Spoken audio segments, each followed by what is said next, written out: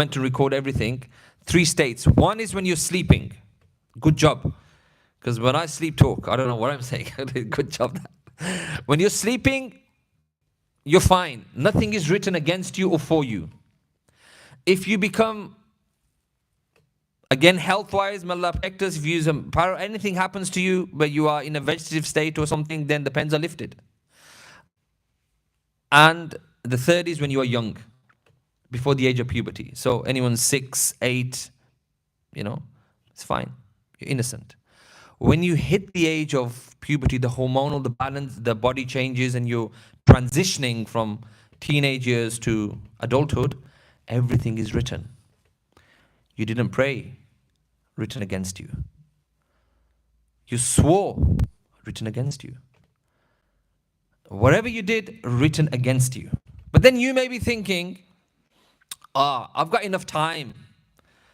When I'm older, I will repent and I'll be the best person. I'll be sitting here in the front stuff every day. And Shaitan makes us, creates a great picture in our minds, doesn't he?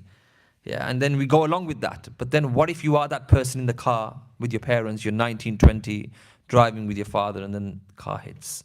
Those 5, 6 years of swearing, missing your prayers, doing all those things, and then the angels begin to take you to task. So may Allah protect us from this. Go to Leicester Cemetery. Go to Leicester Cemetery and look at the tombstone. Look at those plaques. And just visualize that your name is written there. Waseem Khan, for example. Born X date, died March 2025 or something. Just think about that. That person in the grave is a person who walked, talked, he breathed the same air that we are breathing now, family, whatever, but now he's 6 feet under. And you have to also think about this as well, that you could be a person who's buried down there. And the point I'm trying to make to you now is not to scare you about death, is to make you feel thankful to Allah that you're alive. And then how do you really thank Allah for being alive? By being proactive. That's what I'm trying to take you now. I'm not trying to take you to the realm of the barzakh, the punishment. I'm not taking you down there. I'm telling you there are people in the graves who would do anything and everything to just have one day in the dunya now, so they could do something that would benefit them in the akhirah. They've seen the akhirah now. There's a statement linked to Ali radiallahu ta'ala an, which says that mankind is asleep.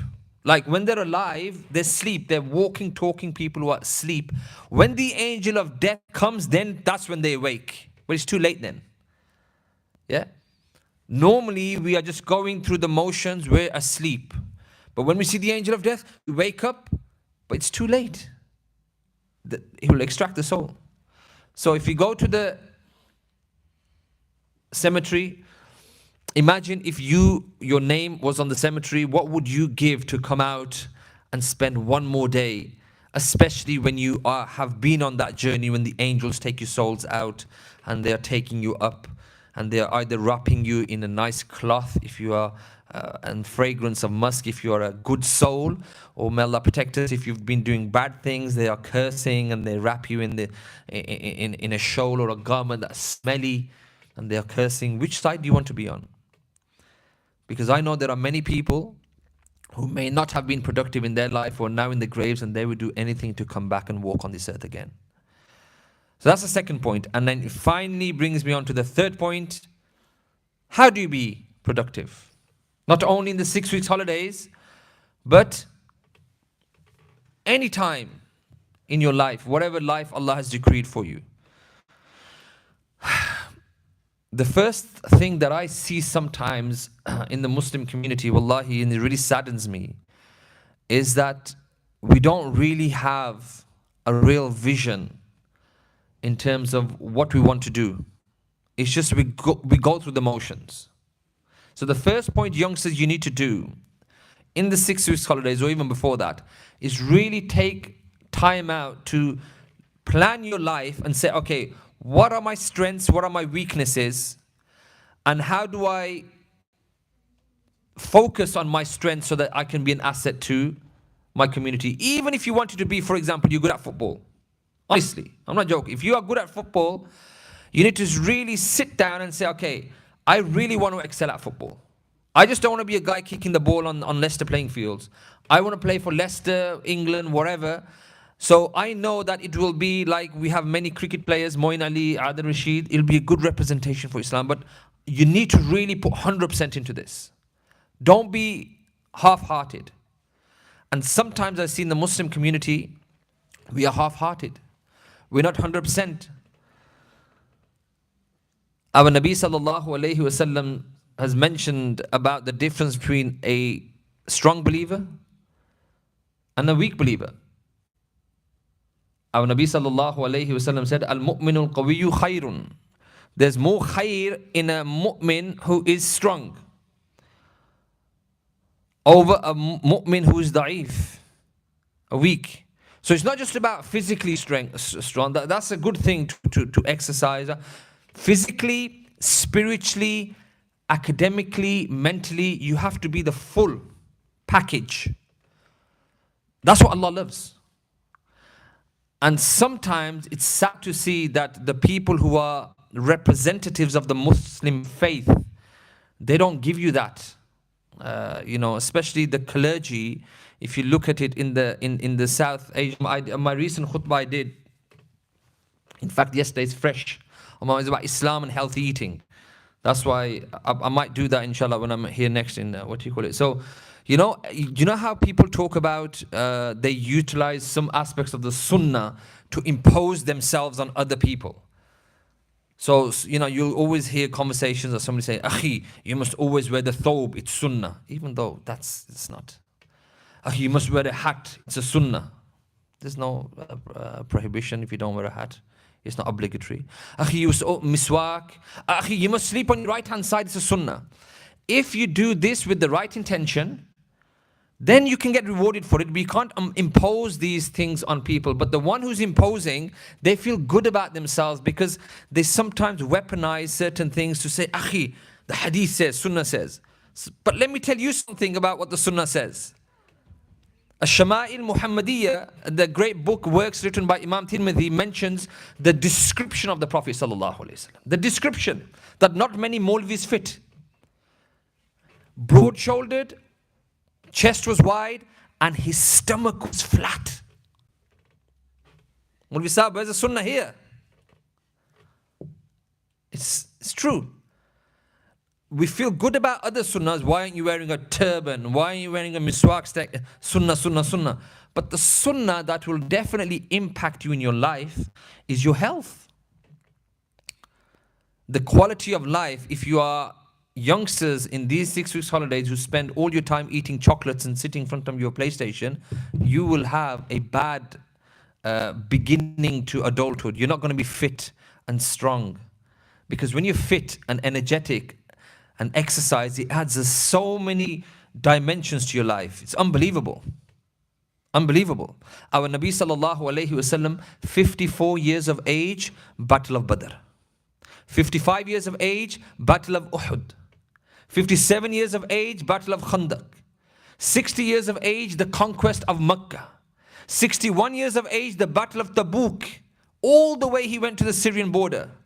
Even though the Romans didn't turn up, they had to come back. But imagine that type of traveling in that heat and even fighting Badr, Uhud, Khandaq, breaking open, the trench, that boulder that the Sahaba couldn't. And if you tell our 20-year-olds, let's go for a walk, I'm gassed. Wallahi, exercise is very important. Allah loves this. Allah loves this. So the point I'm trying to make is do something in your and be the best at this. Okay? Islam doesn't restrict you to the masjid. That's the sad bit, that some people think Islam is you just get a Quran, topi, come in, read namaz, and that's it. Islam is a complete way of life. But the principle is try and be the best version of yourself. Use that time. Thank Allah. And the best way to thank Allah is to exceed in everything. So that's true thanks of Allah. Saying, Allah, I'm really thank you firstly for making me a Muslim, for giving me great family, for giving me peace and security in this country. And you know what? To really show you gratitude, I'm going to be the best version of myself so that I can benefit the community. I'm not just going to waste my time in the holidays. Okay? In Islam, there's balance. you can play. Because our Nabi sallallahu alayhi wasallam said there's a time for this and a time for that. You can play. Nobody's saying, but balance it. Do play that's going to be beneficial for you. Yeah, something that's going to add value to your life. Okay? Your eating and sleeping patterns are very important as well. Our Nabi sallallahu alayhi wasallam would make dua in the for the ummah in the morning. Allahumma barik li ummati fi bukuriha. Oh Allah, bless my ummah. You sitting here in the early hours. And it really breaks my heart to see that the non-Muslims have taken that concept, because they see the barakah in the morning. That's why there's a saying, the early bird will catch the worm. And Fajr's early now. And I like to train. And when I go now, 5 o'clock in the morning to the village gym that I go, cardio, don't worry, I'm not no professional athlete. Mashallah, you have them sitting here, mashallah. Allah bless them. But I see no Muslims. Non-Muslims. And a non-Muslim, because Allah hasn't, obviously they have their own way of life. Many of them, they don't believe in a higher being. Many of them are atheists. But their way of life means what sometimes? Oh, well, actually most of them. And they glamorize this as well. Binge drinking, going out to the nightclubs, eating whatever. That's fine. That's their way of life. It's not Islamic. We know. But look at their motivation. Somebody's coming at 2 o'clock in the morning, half drunk, but still he gets up at 6 in the morning. Go to the gym. We go to sleep at 9 in the evening, and we get up at 10 in the morning, and we say to our wives, oh, parathe rakh, put some parathe on, man. I'll have some parathe. Ajib, I go to Bradford sometimes, North Yorkshire, West Yorkshire. And again, same thing. When I go and stay there, I stay in my cousin's house. When I go to beautiful places in Bradford, Manningham Park is amazing. Botanical gardens, water, amazing. But who do I see 9 o'clock in the morning walking around? Oh, just the non-Muslims. A few English people. The same, and the roads are dead. 9 o'clock in the morning, 10 o'clock in the morning, half 10, 11 o'clock, Bradford starts waking up. Same for Alum Rock. Same for the highly populated urban areas. Whereas if you go to the non-Muslim areas, they're up at 6, 7 in the morning, even if it's a weekend. Because they know the value of time, productivity, and these things. So the point I'm trying to make is, youngsters, take advantage of the time. Don't sleep over on the weekends or during the holidays. Just don't stay up all night and wake up at 12, 1 o'clock in the morning, next day afternoon. That's not on. Islamically, it's not on. It means you don't have any kind of drive in your life. There's no drive. We're going to become like the animals. Eat, sleep, go to the lavatory, procreate, go back to sleep. Eat, wake up. Eat, sleep. That's it. 3 or 4 things that we do. So make sure that you utilize your time and do things productively. And really, that's it. I wanted to stay with the promise that I made. That I don't want to make it more than 35 minutes or 40 minutes. We're coming up to 35 minutes now anyway.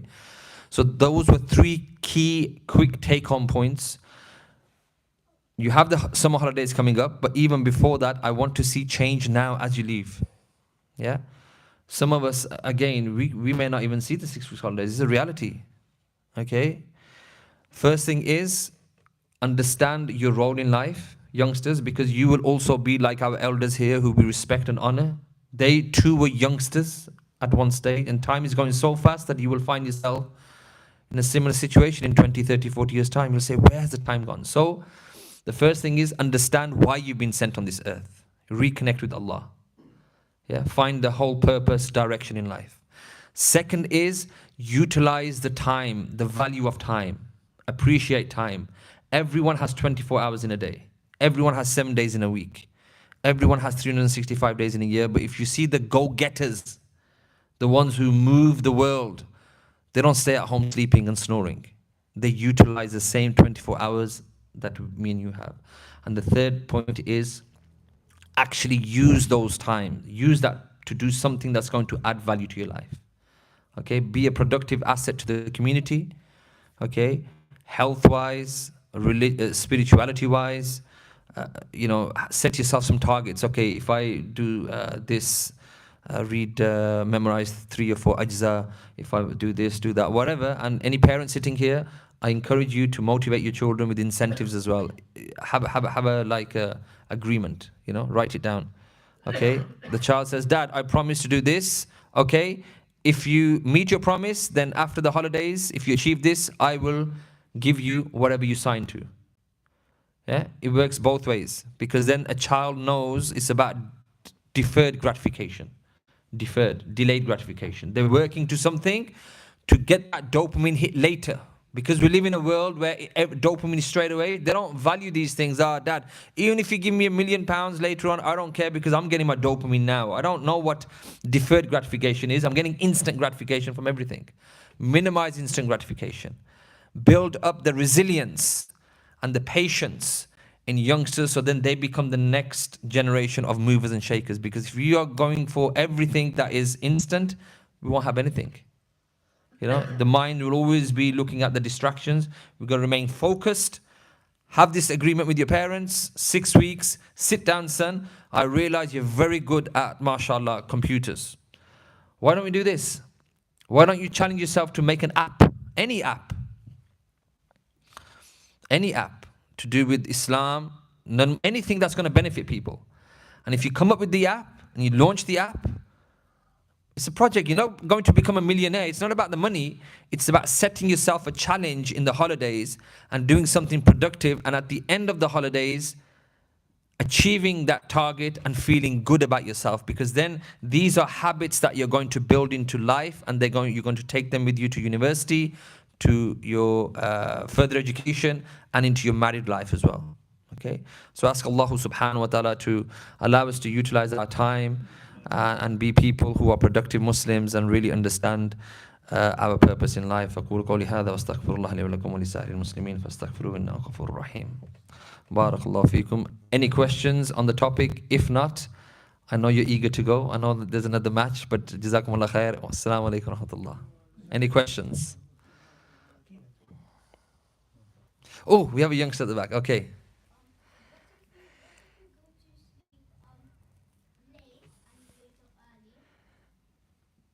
That's great. I wish I could do this. I wish I could go to sleep late and wake up very early. That means you're a robot. Some people can do that. They can sleep late and wake up early. There was one famous Prime Minister of the UK. She only slept 4 hours. She'd go to sleep at 2 in the morning and she would get up at 6 o'clock in the morning. Does anyone know who that is? Yes. The Iron Woman, Margaret Thatcher, the Iron Lady. She would work till 2 o'clock in the morning in Downing Street. 1 o'clock, 2 o'clock, and she'd go to sleep and she'd be up at 6 o'clock. That's a very famous characteristic or a trait that is attributed to her. I'm just saying, look, if non-Muslims can do that and they can see that result of doing what do you call it, mujahida kind of thing, the struggle, then what's wrong with us Muslims? Struggle against your nafs. Yeah? Struggle against your nafs. Okay? And I think we'll finish on that. Jazakumullah khair. Have a nice day, weekend, and I won't see you. Have nice holidays as well. Assalamu alaikum wa rahmatullah.